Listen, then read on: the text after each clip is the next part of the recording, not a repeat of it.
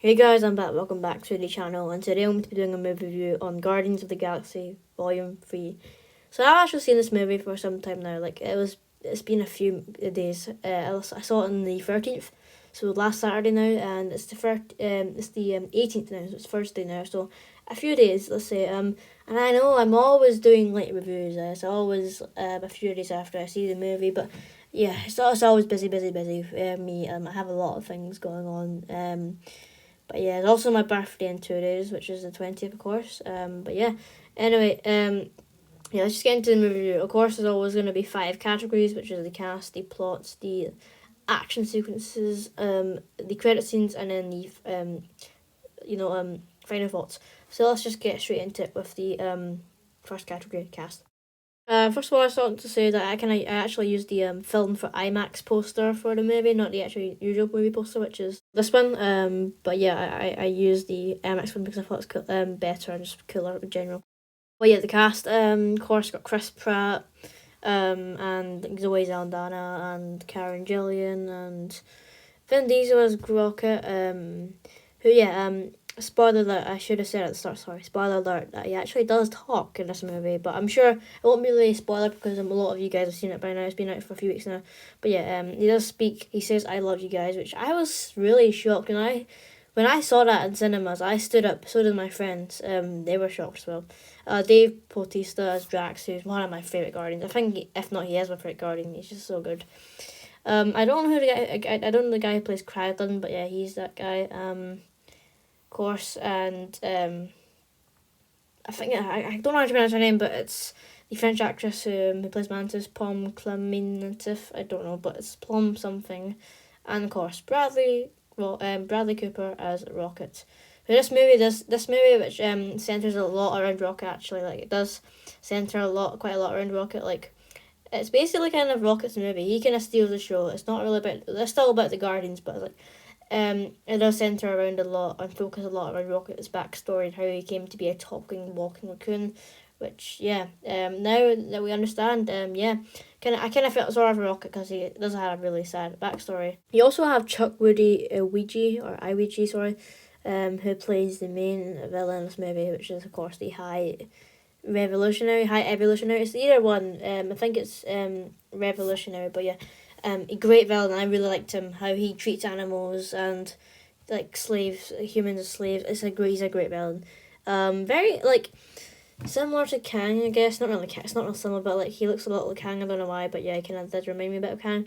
And yeah, how he treated Rocket and the other animals, which of course are like Lila, Teefs, and Floor, it's very, very cruel. So I kind of like his personality. Like, you want to hate him, but I liked him as a villain in general. Very good villain, perfect as well. So yeah, and also yeah, Sean Gunn, who played Kraglin. My bad, but yeah, yeah, the villain's great in this movie. So yeah. And also, this character got me laughing so much. I don't know, but I just really like this character. He's not really a big character, but it's one of the high evolutionaries. Henchman or scientist. This fat, bald, chubby guy, Asian guy. It's so funny. Like, he dies, but like it's just so funny. Like, that guy, I really liked him, and the way he talks is just so funny. So yeah. Moving on to plot.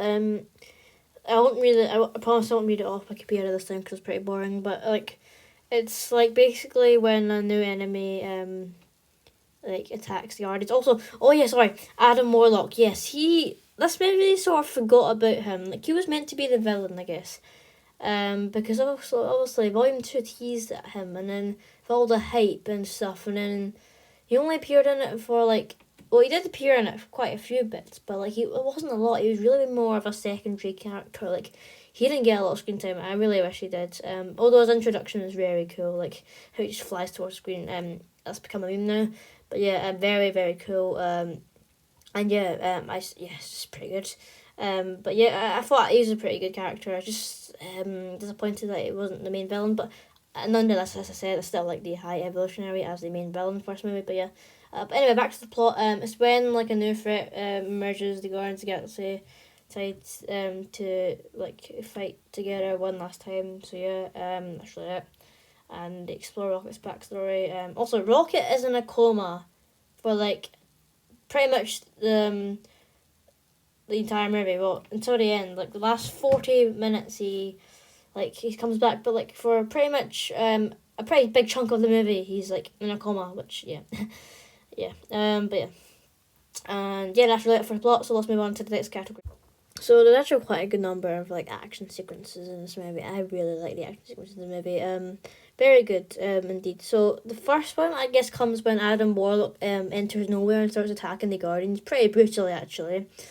That's pretty entertaining. I think the next one comes when they're sneaking into the High Evolutionaries like base thing, and then they have to go for these disgusting squidgy things. I don't know what it is, but very disgusting. And then Drax and Mantis fight in this thing, and then yeah, it's pretty entertaining. Also, yeah, when they were in their spacesuits, one thing was going through my mind, and that is Among Us, because it does look like it. The resemblance is so like similar, kind of uncanny a bit, but yeah, it's so similar. But yeah, anyway, yeah, there's also a scene where they go to Counter Earth, which is the High Evolutionaries replica of Earth. Basically Earth, but it's inhabited by animals, so like humans are like weird creatures there, and animals are the main population there. There's this weird cybernetic pig and hippo as the guards. It's so weird. A rhino, sorry. It's so weird. The pig dies because Adam Warlock rips his head off, which was fun. I liked that. And yeah, pretty much in general, like, there's a good action sequence when like they're blowing up his ship, and then Star-Lord just tackles that fat chubby bald guy I was talking about, and then he gets crushed by the new ship. I actually don't know the ship's name, but it's the new one. It's the blue one that's funny shaped, not the Milano. And yeah, and of course the final fight, the final sequence where the Guardians come together and fight the High Evolutionary. Bit short, but I still liked it. And of course when they blow his ship up, and yeah, of course everyone knows. Of course they peel off his face, which is. It was okay. Like I kind of expected something under there. I was like wondering why is his face like that, and then his face reminded me a lot of Red Skull. I must say as well, Red Skull, like from Captain America: The First Avenger. Yeah, like Hydra. Yeah, he reminded me a lot of that, and yeah, that's really it. And yes, yeah, and then Star-Lord goes into space and becomes all puffy and chubby, and then gets rescued by Adam Warlock. So what I don't get as well, my friend ponders very good question. Why didn't Star-Lord just put on his space equipment like his mask and his jetpack? Wouldn't he have then that could have been avoided? Wouldn't he have then survived space? Because I don't get it. In the first two movies, I'm pretty sure he did, and Infinity War and stuff like that. He had this special mask on and jetpack. So that's why I don't get why he didn't put that on. But yeah, it's fine, and yeah, and that's pretty much it. But there's a lot of good sequences in this movie for action, so yeah. Moving on to the credit scenes for this movie, there are two. So at the end, of course, the Guardians disband. Quill goes back to Earth, his like his home, to reunite with his grandfather. We'll get to that in a second because it leads to another thing.